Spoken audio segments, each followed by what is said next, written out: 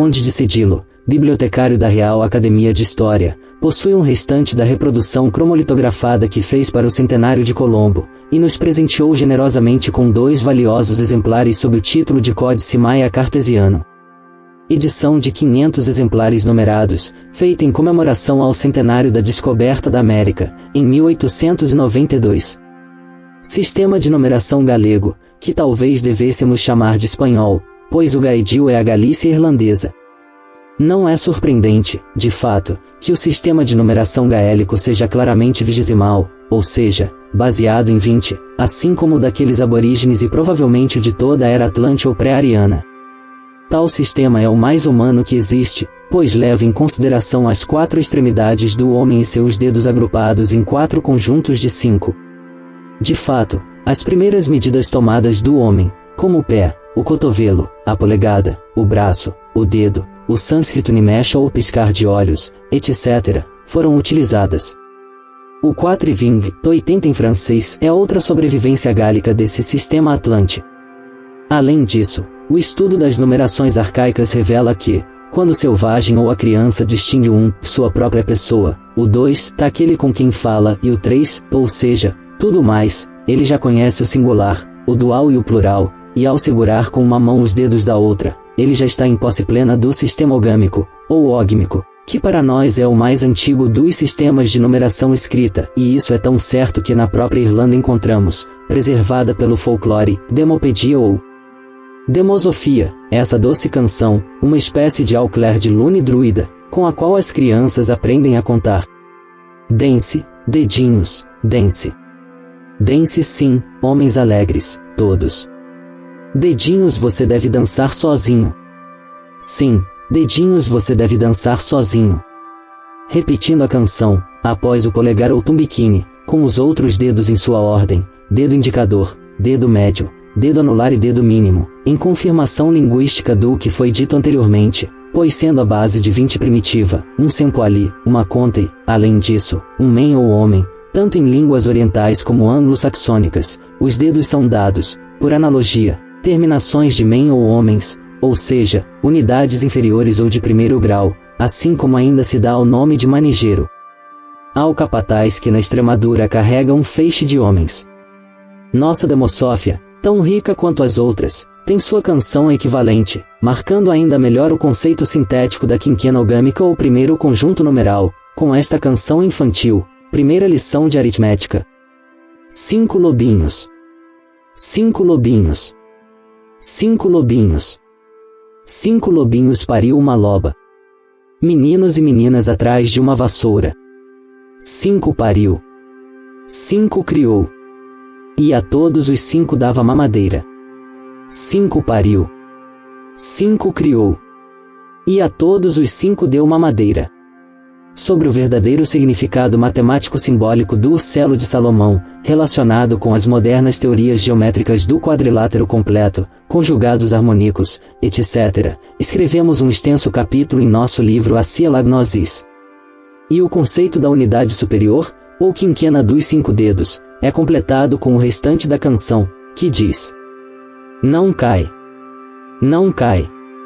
Não cai a mãozinha do bebê. Não cai porque está presa. A mãozinha. Desconcertada. Pequenininha, bonita e atada. Certamente que o fundo científico dos mitos, como símbolos abstratos de ideias muito superiores, é inesgotável. A que conclusões da pré-história não poderia nos levar, de fato, essa loba da canção ibérica e também da lenda de Juanilo, o urso, em paralelo com a famosa loba que, segundo a tradição etrusco-romana, amamentou os divinos gêmeos Remo e Rômulo, loba que, transformada em cabra malteia, amamentou Júpiter, ou aqueles lobinhos, 5 segundo uns, 7 segundo outros, que foram paridos pela infanta Zomberta, ou Isis Berta, da lenda do Cavaleiro do Cisne, base de tantos poemas e do próprio drama lírico do Lohengrin wagneriano, segundo a belíssima obra de Bonilla Sammartin, o mito de Psique, assim como dos Velsungos rebeldes do Anel dos Nibelungos? Temos, efetivamente, símbolos gaélicos, ao menos para os 100 primeiros números. Além disso, os respectivos sinais das dezenas, feitos sinais de centenas por meio de pentagramas, como já mencionamos, podem ser considerados inteiros ou apenas pela metade. Assim, a metade do sinal X é o sinal V, como sabemos que também fizeram os etrusco-romanos, embora não para expressar precisamente os mesmos valores numéricos. Uma vintena, ou 20 flores, que desejasse expressar tal detalhe teria que incluir os números significativos correspondentes, não em séries de XXX, como em muitas figuras, mas em séries de VVV, como é observado em outras. Portanto, para tomar metade do sinal 40 ou do 400, que é o quadrado ou o losango, só é necessário representar meios quadrados ou meios losangos, como visto em algumas.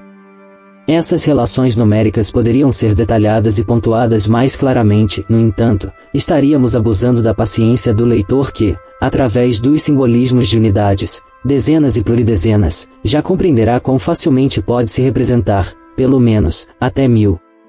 Os folíolos de Balimote, que estamos analisando, claramente mostram ser cópias de outros muito mais antigos, nos quais a serialização numérica era rigorosamente perfeita, não caótica, desordenada, cada vez mais à medida que se avança nas linhas, até acabar no caos numérico do alfabeto respectivo, no qual, à maneira do grego e do romano posteriores, cada letra conservava essa sobrevivência numérica dos respectivos valores que, milhares de anos antes, cada letra tivera entre seus antepassados esquecidos, pela sua forma escriturária, à semelhança do que também se vê nos códices maias, onde nas margens correm números numéricos, enquanto em torno dos hieróglifos maiores do centro se agrupam cachos desses numerais, formando palavras da língua maia quiché, como se vê nas lâminas do códice cortesiano, que reproduzimos, e em todos os seus similares mexicanos. Dir-se-ia que tanto mencionado folio de Balimote como todas as pranchas dos códices maias estabelecem a transição entre os antigos simbolismos escriturários matemáticos ou numéricos e os posteriores simbolismos literários fonéticos, pois numa mesma página vêem-se séries ordenadas de 1 a 20, que de modo algum podem ser palavras pela sua própria ordenação, e conglomerados de sinais numéricos em desordem, já como tais séries numéricas, ou seja, formando palavras. Assim, por exemplo, os números 1, 5, 10, 50, 100, 500 e 1000, escritos em série romana, nos dariam a palavra IVXLCDM, que não faz sentido em latim, e vice-versa. A palavra LVX, traduzida em números, nos daria 50, 5, 10, na qual não se vê nenhuma serialização nem ordenação matemática. Exemplos ainda mais notáveis poderiam ser dados com palavras hebraicas, tais como Jeová e Elohim, nas quais os valores respectivos hebraicos nos dão a relação da circunferência ao diâmetro, e, em geral, com todos os nomes de personagens bíblicos, sobre os quais foram escritos numerosos volumes, como o de Piaget Smith, sobre as medidas da Grande Pirâmide. Assim, quando num conjunto de simbolismos arcaicos vemos serialização perfeita, explicável pelas regras matemáticas de numeração, coordenadas, matrizes de determinantes, etc., a única tradução que podemos dar-lhe deve ser necessariamente numérica, já que a simplesmente literal careceria de todo sentido, e este é o caso das primeiras linhas do folio de Balimote, despojando-as antes das letras soltas que rodeiam os simbolismos numéricos, como se deles tirassem seus valores na prancha. Pelo contrário, a tradução literal se nos impõe, como as que faz Holt Bryce sobre as inscrições gaélicas dos condados irlandeses de Waterford, Westford, Kildare, etc., em todos aqueles casos, como nos últimos renglones do mencionado folio, em que tais conjuntos de símbolos apresentem um desordem ou falta evidente de serialização, o que não impede, por outro lado, que tal tradução literal possa e até deva ser substituída pelos respectivos equivalentes numéricos de suas letras no caso de serem verdadeiras, por exemplo, hipóteses como as de Piaget Smith e os gnósticos alexandrinos. Aqui está, pois, colocado o problema para um trabalho posterior sobre os numerais gaélicos e as origens do alfabeto, porque entre letras e números arcaicos existe, sem dúvida, uma correlação misteriosa que há de surpreender profundamente a humanidade no dia em que for trazida à luz, e até revolucionar todos os nossos conhecimentos, colocando-nos em contato com os povos mais remotos, cuja existência ainda duvidamos. Sim, a eutanásia mais perfeita é precisa para não nos calarmos de espanto ao ver emparentados por algo tão essencial como os caracteres escriturários e as ideias e palavras a povos tão distantes entre si, por exemplo, como os do gaidí irlandês e os do anahuac mexicano. Estas gentes, de fato, designavam os 4 primeiros números com os símbolos respectivos dos 4 reinos da natureza, o Tecpau, pedernal ou mineral, o Acatu, cana ou vegetal, o Toxili, coiote, porco ou animal, e o Kaili, casa ou lar para o homem. Como pode nos surpreender, então, que na linguagem ou línguas primitivas de Hibernia, Erin ou Irlanda, sejam atribuídos às letras nomes de árvores, e na expressão escriturária elas representem ramificações, folhas de cana, talos de milho, e, o que é mais surpreendente, com sinais e chaves que são ao mesmo tempo musicais e numéricos. Finalmente, pode-se dizer que os povos libo-ibéricos ou mosaicos dos Gaidjil, assim como os chapanecas e outros mexicanos, com seu instrutor Muisca ou Mox, uma espécie de Apolo, inventor da música, poderiam muito bem representar seu líder através da árvore sagrada de Siva ou da Ceiba, ou seja, o que nós chamaríamos de árvore da numeração, cujo tronco se divide em 10 ramos, cada um destes em 10 sub-ramos, e assim por diante. Também Quetzalcoatl, o Hércules, Odin ou Krishna dos Aias, é representado nos códices com um cetro de palmeira ou penacho, símbolo, mais do que do ar, da numeração e da linguagem. O adorno da bela Xaleyuito, ou deusa das águas na Roa, ostenta uma palmeira, cana ou milho, Takatu, relacionado de maneira semelhante com esse simbolismo numérico, pela própria voz Xauxi ou cálculo latino e Cactili, colar numérico de folhas e flores, que, por outro lado, deu nome a mais de uma dúzia de cidades calces, espalhadas pelas 5 partes do mundo, e ao alfabeto numérico ou calcídio, tão cheio de misteriosos problemas etimológicos e linguísticos. Também a Sintioto, a deusa do milho ou Ceres na Roa, conhecida por Chuik Azal, a flor bonita, é adornada com o símbolo do Acatu ou da numeração ogâmica irlandesa. O Patuali, ou jogo de cartas ou dados, com 4 canetas menores de 1 polegada e adornadas com figuras e pedaços numéricos à semelhança dos nossos naipes, é outra referência curiosa.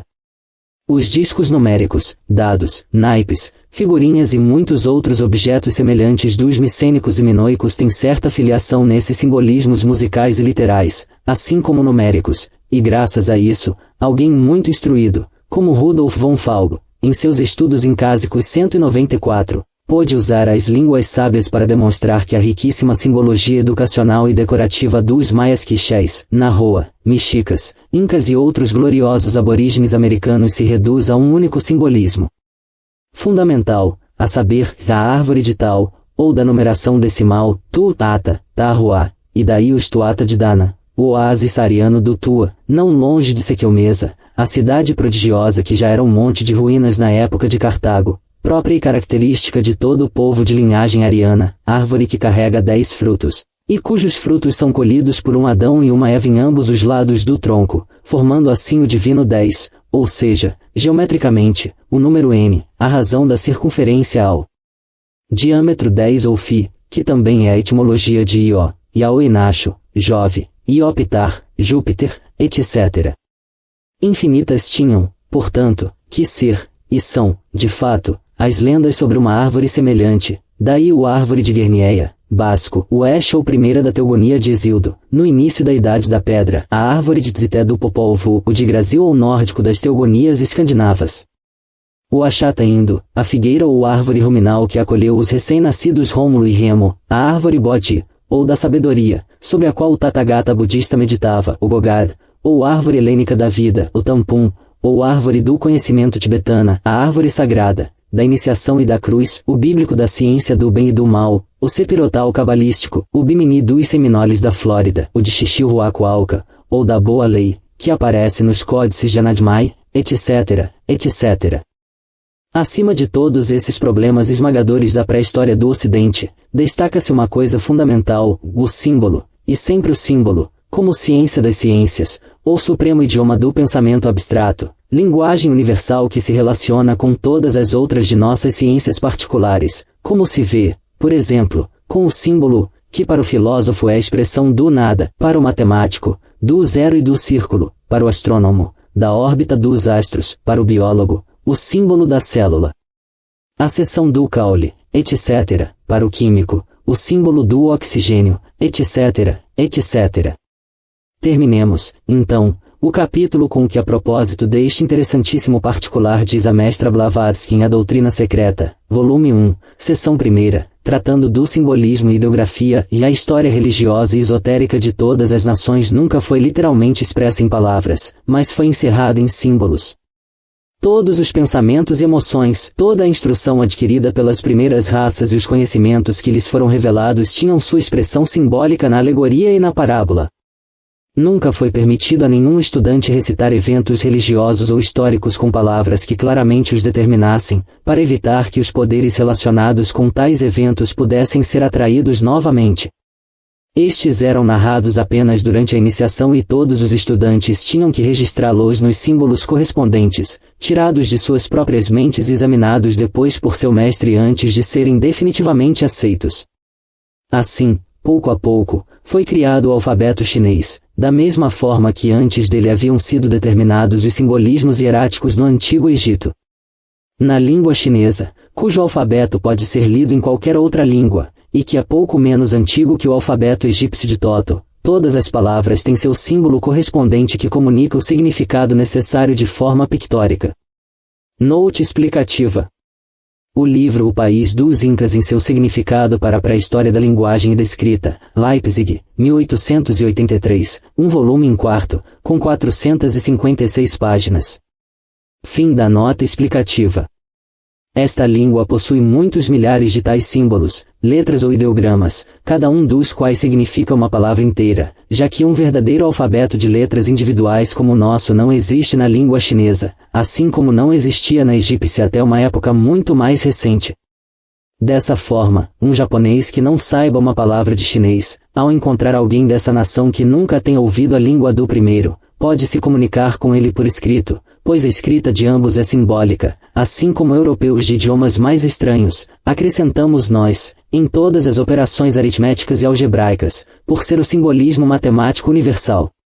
Todos, de fato, conhecem, aritmética e geometricamente, a relação entre a circunferência e o diâmetro e também o teorema de Pitágoras de que o quadrado da hipotenusa é igual à soma dos quadrados dos catetos, etc., embora difiram nas palavras usadas para traduzir isso. Para esclarecer uma ambiguidade referente ao termo linguagem contínua, direi primeiro que essa palavra significa a expressão falada das ideias, e segundo, que também pode significar a expressão de ideias em outra forma.